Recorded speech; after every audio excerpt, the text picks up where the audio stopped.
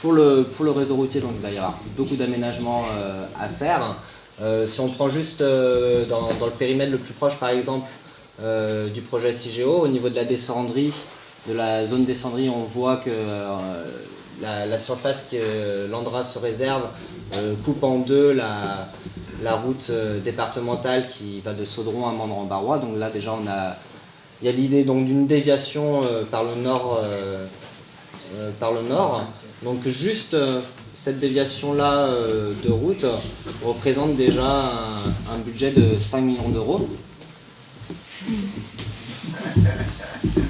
Comme on ne sait pas exactement les liaisons intercites, quand elles vont se faire, et qu'on a quand même besoin d'une route qui tient la route pour le début des travaux, et ben, le territoire va quand même réaménager la route qui va de Mandran-Barrois au Bois-le-Jus. Donc là, c'est 15 millions d'euros. Mais on ne parle pas encore des liaisons intercites, on parle juste du réaménagement de la route.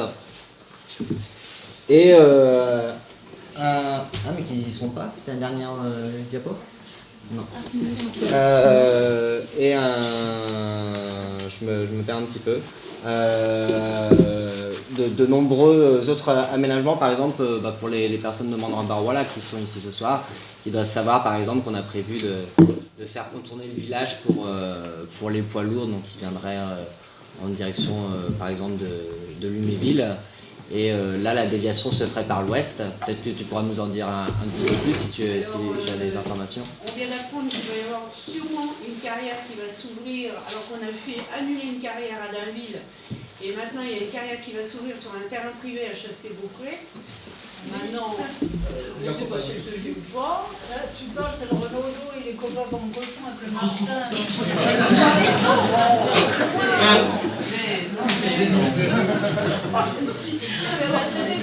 C'est bientôt les élections. Alors, ils arriveraient de Luméville, ils descendent tout droit et ça fait 30 ans que j'entends que Mandre aurait dû être dévié, ça n'y a jamais été, mais ça viendrait, ça traverserait un ou deux départ et puis tout droit.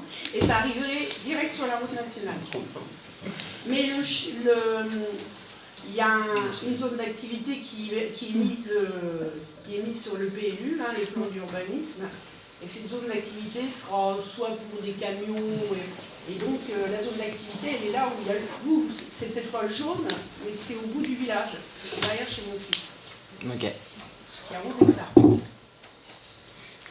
Pour aller un peu plus loin au niveau des aménagements, là j'ai parlé du coup des trois là qui sont visibles sur la carte.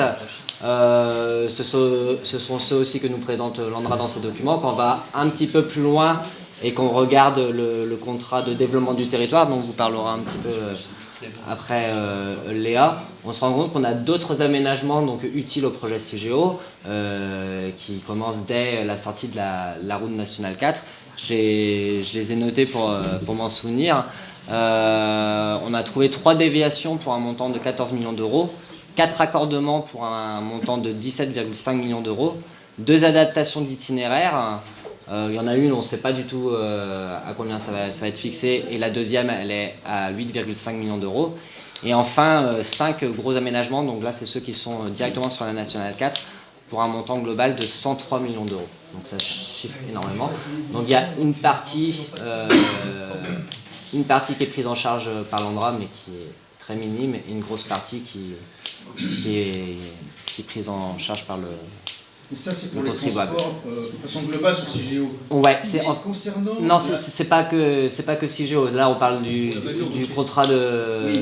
Non, mais tout de ce qu'on territoire. a vu pour l'aménagement. Mais concernant le transport des déchets eux-mêmes, est-ce qu'ils pensent jouer sur les 3 tableaux? Est-ce que c'est déjà prévu? Ou est-ce qu'ils vont choisir d'un moment un transport et puis point barre? Non. Alors du coup, c'était la conférence d'hier soir et d'avant-hier à Bar-le-Duc.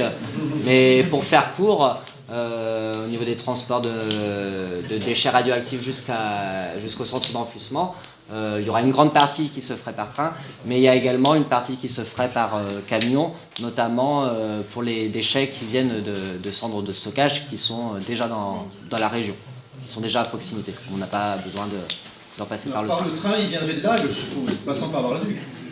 De Lague, oui, entre autres. Ouais. Oui. en grosse partie. Oui, il y a Laura qui confirme. Il passerait par Bar-le-Duc et il rejoindrait ensuite la gare par un centre de tri qui sera aménagé à Mansoir. Et enfin, peut-être pour terminer, j'ai découvert l'information avant-hier, elle nous avait échappé. C'était dans un dossier de RTE justement sur le positionnement du transformateur électrique où dans les solutions que vous voyez tout à l'heure, il y avait la première en rouge et ensuite il y en avait 4 en blanche, et les 2 premières en blanche en fait elles ont vite été supprimées parce qu'elles se trouvent justement entre la zone des cendries et le Bois-le-Jus, et qui ne veulent pas se fermer l'opportunité de pouvoir continuer le terminal embranché, donc le réseau ferré qui arrive à la descendrie, qui pourrait continuer du coup jusqu'au Bois-le-Jus. Voilà. Donc, c'était un peu technique, tu peux... Là, aujourd'hui, ils ont prévu pour le train d'arriver au niveau de la zone des cendries, donc au sud, et de continuer les transports donc, par camion entre les 2 zones, ou en utilisant le convoyeur à bande.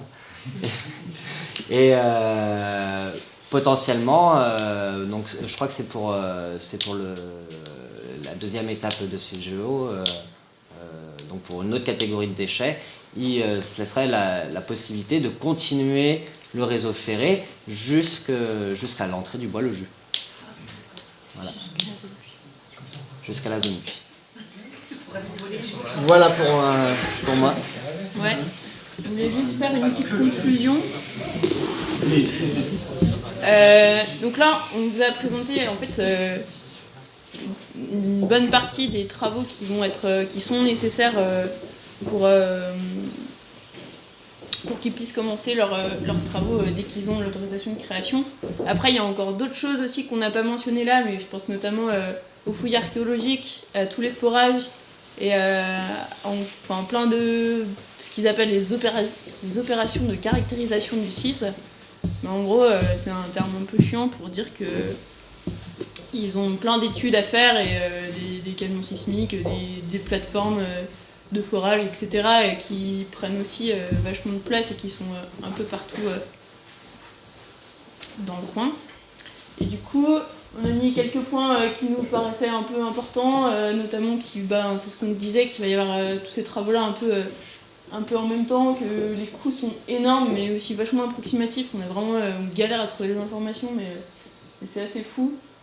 Que la mise en service elle est sans cesse repoussée, parce qu'à chaque fois, là on a passé un quart d'heure tout à l'heure parce qu'en fait on n'avait pas les mêmes dates, et on s'est rendu compte qu'en fait ils avaient encore repoussé il y a 6 mois de ça, de potentiellement 2 ans de la mise en service, quoi.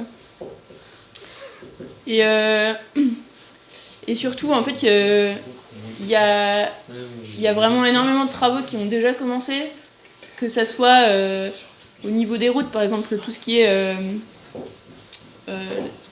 les transformer pour que les poids lourds puissent passer, en fait, il y a déjà des travaux dessus. Et puis il y a plein de travaux qui sont liés à CIGEO, qui sont motivés par CIGEO, parce qu'en fait, ils ont, notamment au niveau des communautés de communes, ils ont tout planifié, c'est-à-dire qu'ils ont déjà calculé le nombre de personnes qui allaient s'installer sur le territoire. Et en fait, ils ont envie de faire... ils partent de ce principe-là pour justifier énormément d'argent. Je dirais, il y a un dossier où c'est à peu près 500 millions d'euros. C'est énorme. Et en fait, là-dedans, c'est qu'il faut mettre en place non seulement les trucs pour CIGEO, mais aussi pour accueillir ces personnes-là. Et ça va être des écoles, des centres commerciaux. En fait, tout ce que vous voyez à Bar-le-Duc, des complexes, tous les multiplex, les salles de sport, que ça soit à Joinville, à Bar-le-Duc, tout ça. En fait, c'est pour CIGEO, quoi. C'est marqué dans les besoins du projet, du territoire d'accueil, c'est les termes qu'ils utilisent. Et en fait, moi, j'en vois tous les jours en ce moment quand je regarde l'Est républicain, et c'est nulle part marqué que c'est pour ce truc-là. C'est complètement invisible. En fait, pour moi, c'est un point énorme de la colonisation du territoire par l'Andra, quoi. Voilà. Je sais pas si vous voulez rajouter un truc. Ouais, peut-être moi juste On vous l'a dit au début, mais en fait, on n'est pas du tout. Enfin, aucun de nous n'est expert en transport, en génie civil, en hydrogéologie, etc. Et vous pourrez voir, vous pourrez venir jeter un œil. Si vous voulez, tout ce qui est sur la table là, c'est tous les docs en fait qu'on a récupérés et qu'on s'est fadé en fait pour essayer d'en extraire des infos, des données. Donc voilà, on est tout un collectif à faire ça. Et vraiment, vive l'intelligence collective et à nous tous, on y arrivera quoi.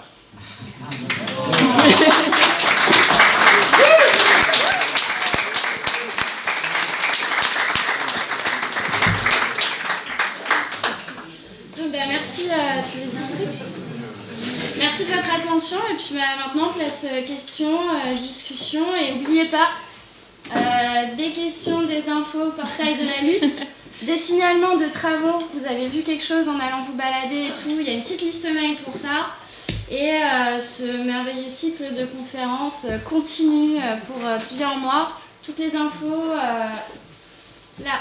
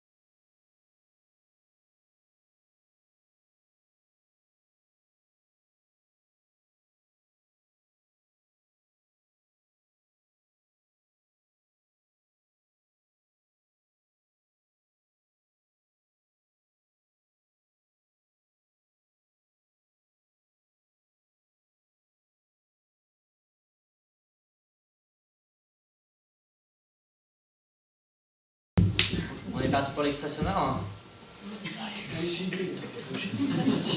Regarde, on est où hein? Ils sont venus. Ils sont venus.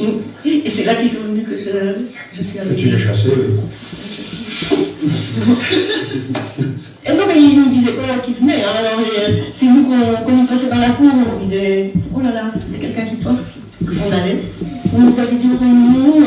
Normalement, ils n'ont pas le droit d'aller sur le terrain. Alors, bon, ben, quand ils sont allés sur le terrain, moi, je les ai chassés. J'ai dit que vous n'avez pas le droit. Et puis, je suis venue, j'ai téléphoné. Mais pendant ce temps-là, comme j'avais personne, je suis redescendue et j'ai dit non, non. Et quand je suis descendue, ils étaient en train de marquer les arbres avec eux. Alors là, la colère complète. J'ai dit quoi? Vous marquez les arbres? Alors là, j'ai dit non, non. Vous dégagez, vous dégagez. Alors, ils sont partis. Et ça, c'était les premières relations avec RTA. Ils sont d'abord. Vous avez commencé par les chasser directement. Oui. Puis, comment il s'appelait? Il est venu avec des plans et Ils se trompent Il se trompait de bois, il nous avait dit que notre bois allait pas être coupé, enfin il se trompait, il mélangeait avec le bois voisin. Il nous promettait que le bois allait pas être coupé, mais il fallait qu'on signe. Alors Sylvie et Jacques étaient là, ils ont dit, ben nous on veut bien, mais vous l'écrivez, qu'il n'a pas été coupé. Mais il n'a jamais voulu. Quand il est venu, alors il connaissait le tracé quand même, mais il ne savait pas trop ce qu'ils allaient faire des arbres, s'ils allaient les couper, s'il fallait les couper, s'il fallait... Pour lui, il pensait qu'ils allaient les couper quand même. Ouais. Bon, on avait vraiment différents avis. De toute façon, leur seul but, c'était de nous faire signer la convention, de dire ce qu'ils voulaient, et... Parce que même ils nous ont dit, vous allez faire se planter. Ah ben l'arbre, c'était le chêne. On a même... Ils nous ont dit qu'on avait amené la plante. Hein? C'était nous qu'on l'avait amené que là. Et le chêne, c'était nous qu'on l'avait planté, enfin c'est n'importe quoi. J'avais un chêne qui fait 100 ans. On passe le pied. C'est vous qui avez planté le chêne de 100 ans. Donc vous ne pouvez jamais rencontrer RTE. Donc j'ai dit, moi j'ai une solution pour le rencontrer, je ne peux pas trouver l'adresse, j'ai écrit à Arriva à Paris, une lettre manuscrite. Ah mais ça promet non, 8 jours après il est arrivé. Et c'était quand Joachim. Ah j'ai vu déjà la peinture que c'était. Hein. Il est arrivé à l'heure au rendez-vous à peu près, il est venu dans la cour par derrière parce que je viens avant. Tous les ans c'est lui qui a marché devant, il est rentré sans que je lui dise. Il a branché son ordinateur sans que je lui dise. J'ai laissé tout faire, j'ai dit au même le prochain coup que tu vas revenir, ton machin ne pourra pas prendre la fenêtre. Bon, c'était la première réunion, j'ai pas voulu taper dans la bulle. Et ce jour-là, j'ai dit, monsieur, chez vous, on négocie pas pour moi. Je suis assez grand pour le faire. J'ai dit, c'est avec moi que vous négocierez, c'est pas avec le syndicat majoritaire. J'étais reparti avec ça. Ils savaient déjà que ça n'allait pas aller. Mais ils sont formatés. Ah oui. Je sais pas quoi ils sont piqués. Ils n'ont pas de conscience. C'est comme les gendarmes. C'est pareil. Ouais, c'est pire. Ouais, voilà, c'est ça. C'est dingue, ça. Hein. Enfin, on a assisté à des réunions d'information de RTE. Et les premières rencontres, de toute façon, la ligne passera, vous vous battez pour rien, quoi. C'était vraiment de l'arrogance, et puis sur deux, quoi. Voilà, dès le départ, ils partaient en terrain conquis, et que ça servait strictement à rien de se battre. Ils se moquaient carrément de nous, hein. Voilà, c'était à chaque fois, ils étaient très méprisants. Ah ben, ils sont pas très bien comportés. Ils ont pris plein de pouvoir, et puis quoi qu'on fasse, de toute façon, les flics étaient là pour... Ils oublient ça dans l'ordre, donc elle a besoin de la TE, donc... Quand on prend tout à téléphoner, appeler les flics pour leur dire il faut dégager tout le monde, c'était RTE. C'était pas nous qui donnait les ordres, c'était pas les flics, hein, c'était RTE. Ah non, pas trop, on n'a pas trop aimé ça. Je crois que plus l'attitude de RTE a fait qu'on s'est encore plus impliqué dans le combat. Parce que c'est pas normal qu'au XXIe siècle, une entreprise privée, même si elle travaille pour l'État, puisse se comporter comme un dictateur, parce que c'est vraiment ça. Hein. Comme à Notre-Dame-des-Landes, ils vont tuer des tritons à un endroit, mais c'est pas grave, on va creuser une mare un peu plus loin, et comme ça on va en mettre un peu plus loin, donc c'est bon, on a tout réparé, c'est pas grave. Ça fait penser à un peu mon fils, vous vous rappelez, il disait, avec l'argent qu'on vous donne de la mare, vous n'avez qu'à en refaire une à côté de chez vous. La méthode des RTE, c'est de se mettre tout le monde dans sa poche, sauf celui qui va être concerné par la ligne. Comme ça, il est resté tout seul. Pour l'isoler, et quand après, il y a des petits groupuscules, c'est des divisés, c'est décassé.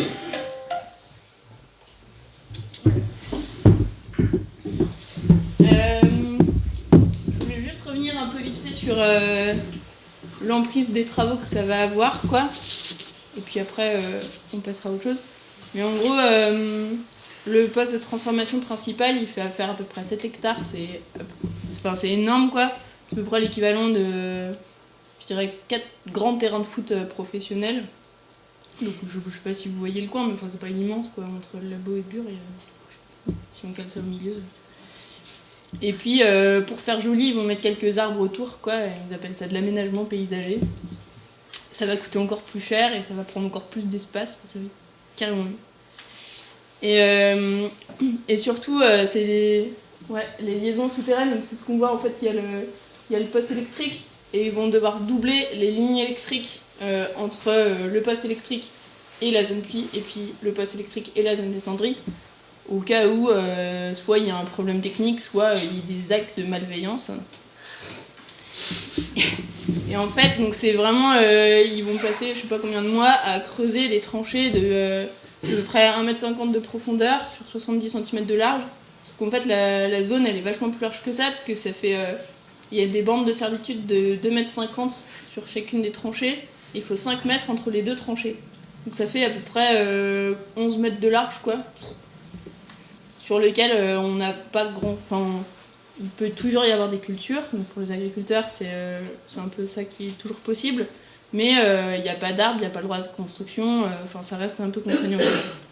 Et puis il y a du béton sous la terre, quoi. Parce qu'en fait, c'est des espèces d'énormes tubes dans lesquels ils font passer leurs fibres optiques et leurs câbles du choix de trucs. Ils coulent du béton par-dessus et après ils remettent la terre. Voilà. Et sinon, qu'est-ce que je voulais dire ? Je sais pas trop. Bah après, il y a toujours sur les nuisances des champs électromagnétiques où là, j'ai regardé un peu. Je trouve que c'est très flou et en fait, la plupart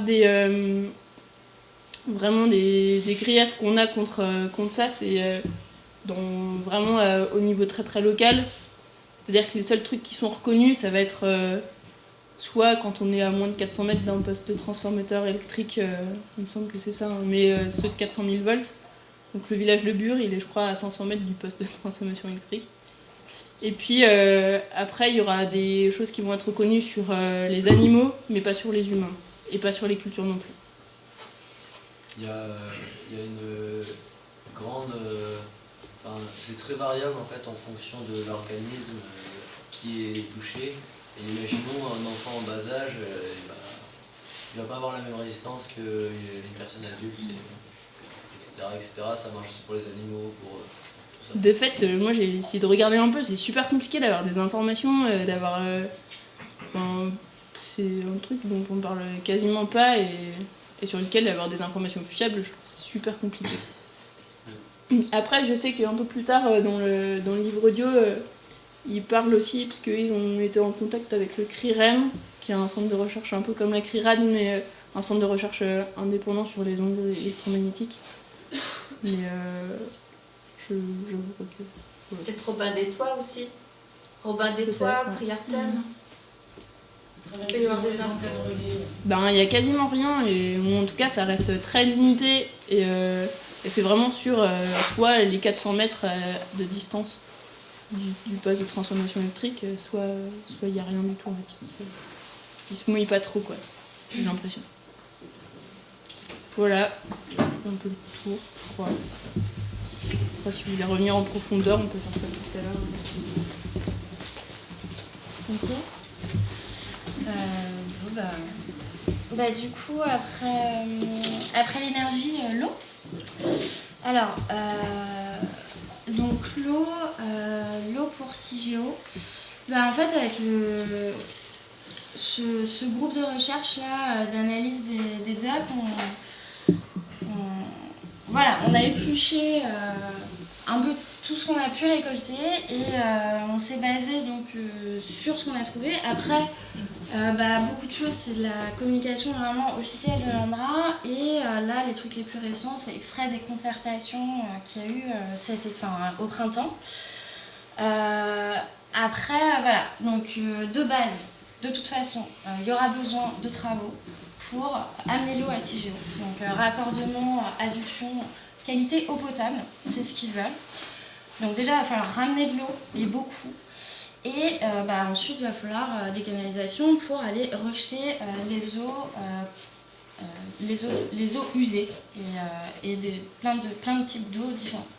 Alors le calendrier de base d'origine, c'était de 2016 à 2020, on fait les études, on lance les procédures administratives et donc on fait nos travaux, donc de raccordement à l'adduction en eau potable et rejet des eaux. Et en 2020, on met en service tout ça pour que ce soit tout prêt pour entamer les travaux de creusement. Donc là, on l'a vu au début. Là, maintenant, ça s'est décalé d'à peu près 2 ans. Donc on part sur une mise en service pour 2022, quoi. Puisqu'ils veulent avoir ça pour préparer leurs travaux. Alors, ce qu'on sait, c'est que sur les besoins déjà de consommation, ça va être vraiment énorme. Entre 2022 par là et 2030, c'est 500 mètres cubes par jour.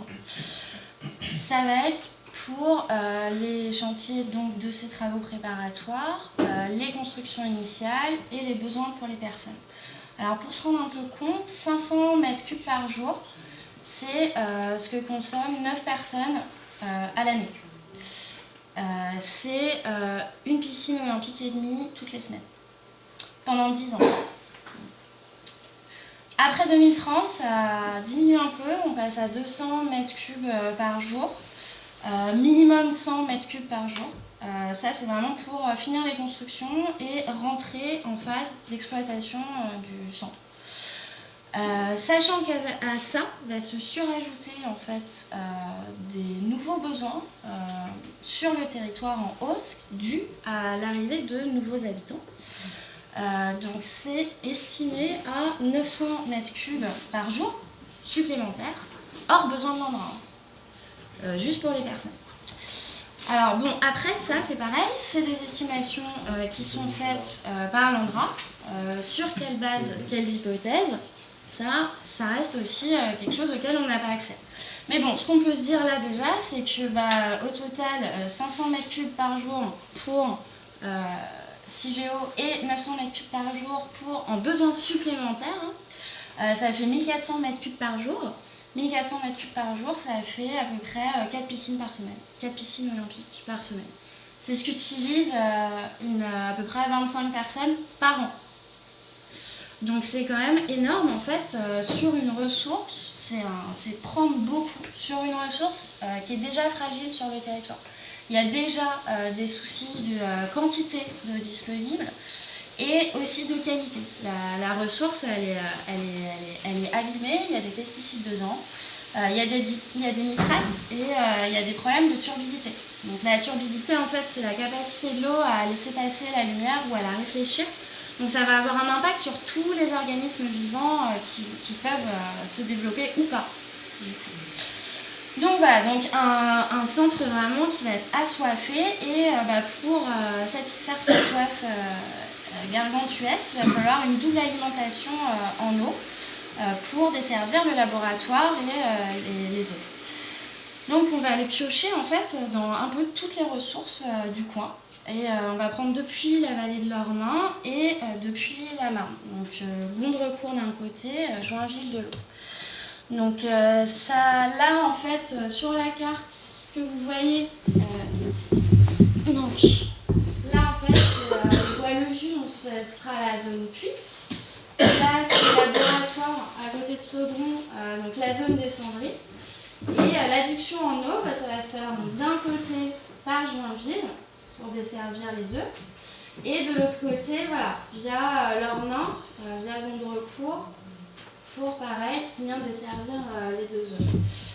Tout ça pour la bagatelle de 11 millions d'euros hors taxes, dont à peu près la moitié sera à prendre en charge par la communauté de communes. Voilà, pour l'alimentation.